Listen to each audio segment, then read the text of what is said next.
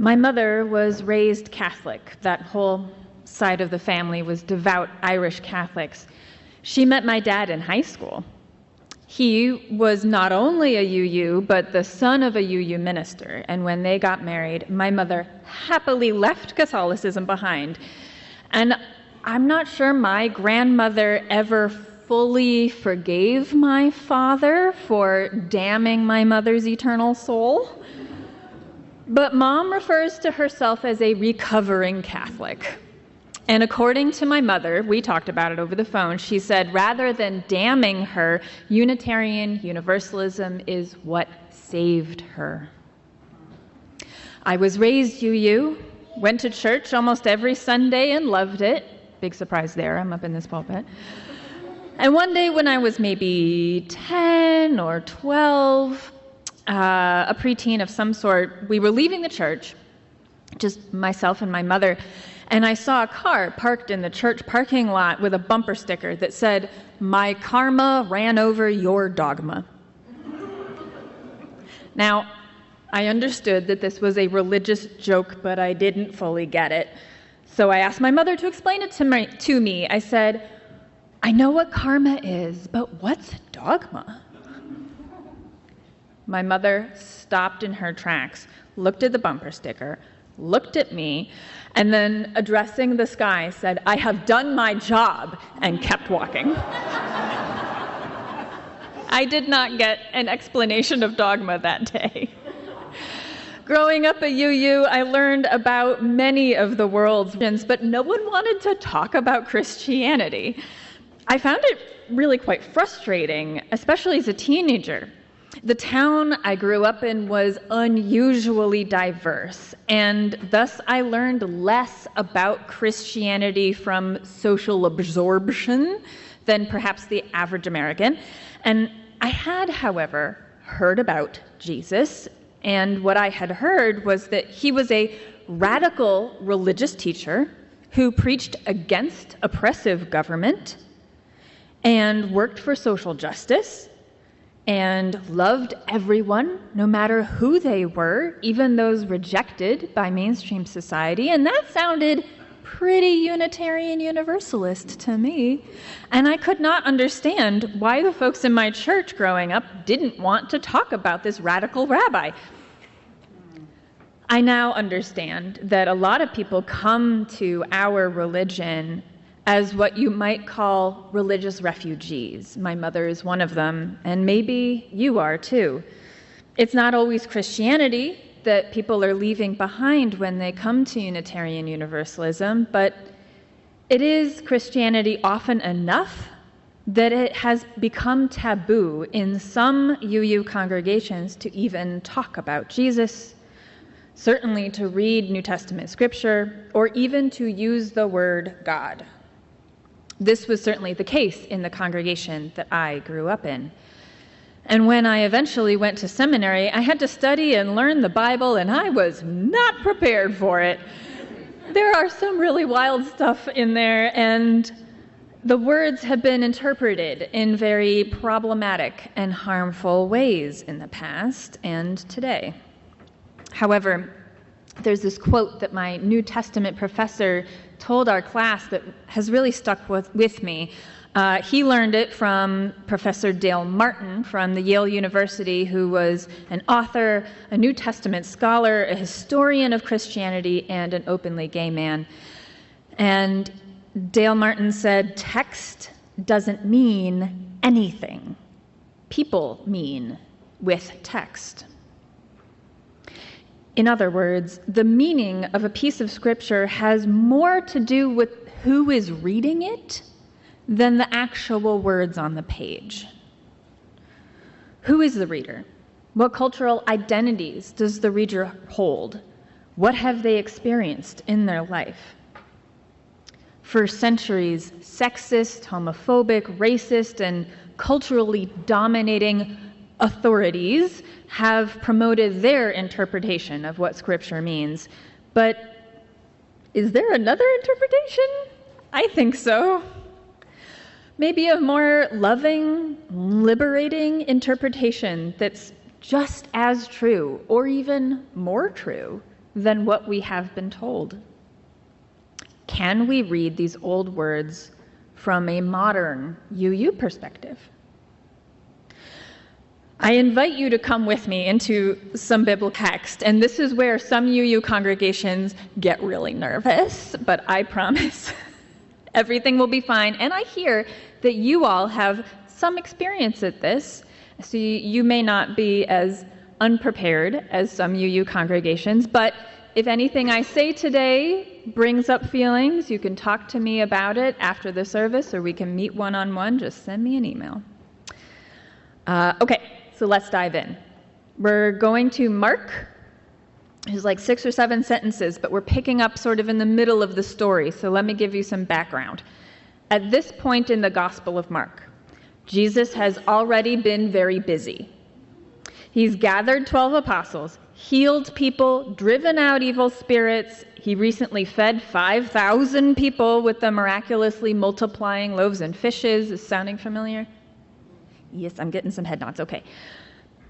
He's walked on water already, calmed the storm on the Sea of Galilee, and he's argued Hebrew law with his Jewish elders who seem to criticize him everywhere he goes. This guy cannot get a break. And still he continues to travel, preaching his sermons and being good to each other and caring for people, no matter who else seems to care about them. So this is Gospel of Mark, chapter 7, starting with verse 24. From there Jesus went out and went away to the region of Tyre. He entered a house and did not want anyone to know he was there, yet he could not escape notice. But a woman whose little daughter had an unclean spirit immediately heard about him, and she came and bowed down at his feet. Now the woman was a Gentile of Syrophoenician origin. She begged him to cast the demon out of her daughter. He said to her, quote, "Let the children be fed first, for it is not fair to take the children's food and throw it to the dogs." But she answered him, "Sir," and in some translations, "Lord. Even the dogs under the table eat the children's crumbs." Then he said to her, "For saying that, you may go, the demon has left your daughter." So she went home, found the child lying on the bed, and the demon gone. Okay, so the often interpreted way that this passage is read is that Jesus is being loyal to his people, the Jews, God's chosen people, the children in his metaphor. He's saying to this woman, "I'm here for my people and I'm not here for you." But because this non-Jewish woman supplicates herself, demonstrated an unusually high level of faith for a non-Jew, Jesus, in his divine benevolence and generosity, bestows a miracle upon her and child, even though she's not worthy of such a miracle, as she is not one of his people. Yeah, Wolf is right. So, what can we glean from this interpretation? Some possibilities include Jesus gets to decide whether someone lives or dies. Women should be meek and submissive, and we should try to extend our generosity to people we consider outside of our group, even though doing so is so super good and difficult that even Jesus had a hard time doing it. As you might be able to tell from my tone, this interpretation is not very compelling to me. But this is not the only way to interpret this story. The Unitarian Universalist Association, in its official statement about the sources and inspiration and grounding for the Unitarian Universalist faith, says, "Direct experiences of transcending mystery and wonder are primary sources of Unitarian Universalist inspiration. These experiences open our hearts, renew our spirits, and transform our lives. We draw upon and are inspired by sacred, secular, and scientific understandings that help us make meaning and live into our values. Make meaning. In other words, we UUs bring our lived experience to everything we do, and our lives are as valuable as any text. We acknowledge and celebrate this reality that our lives are sacred. So I wonder if you would be willing to hear how I bring my own lived experience to the interpretation of Mark chapter 7, verse 24, etc. Yeah, okay.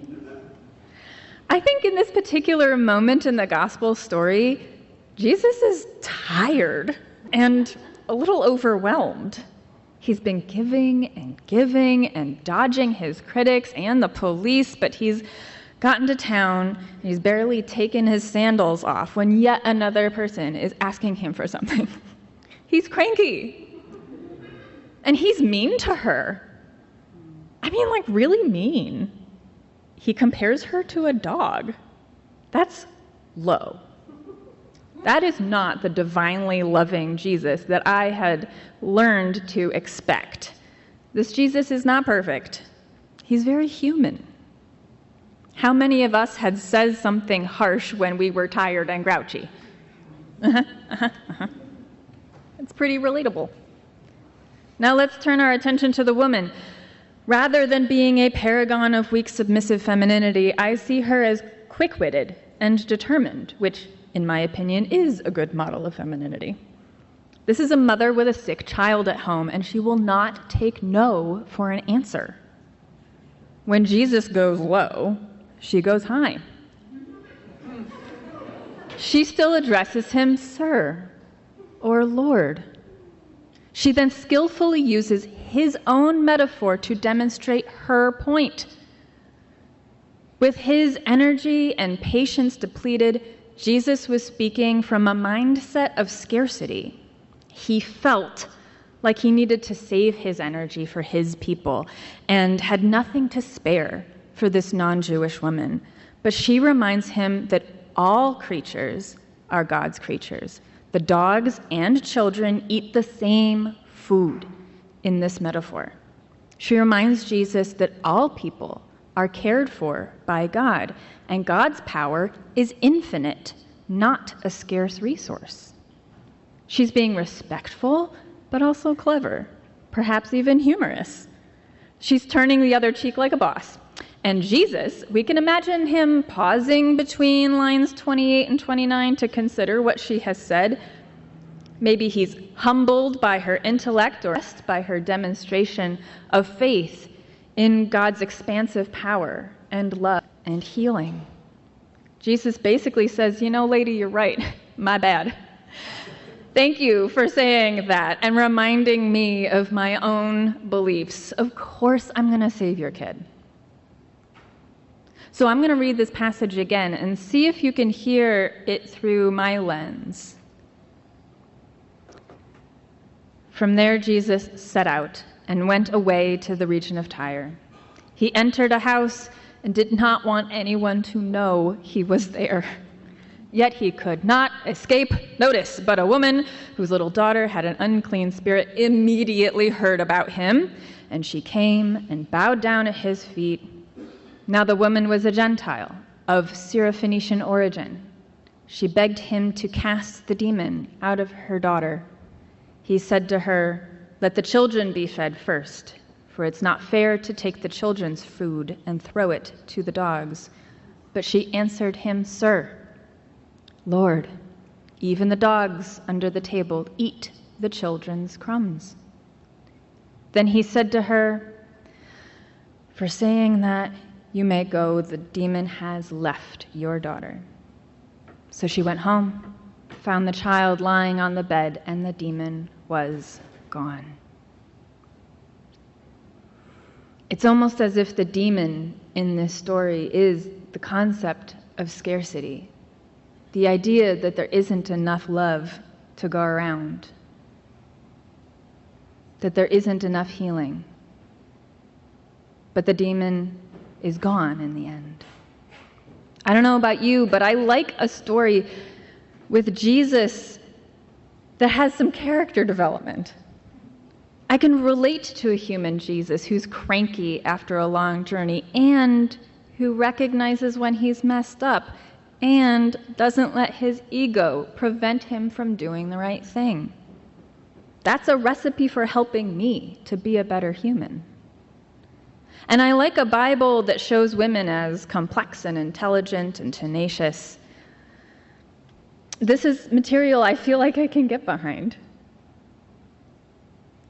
The Bible doesn't have to be off limits to Unitarian Universalists. In fact, because Christian scripture is being used to justify a whole bunch of really hateful laws right now, it's actually to our advantage to familiarize ourselves with these texts. We can interpret these same words with a completely different meaning and actually engage the world with it. If we just abandon the Bible to those who use it to spread hate and harm, then they are the only ones telling the world what this text means. They're the leading experts by default. It's like they own it. And I'm not okay with that. Are you?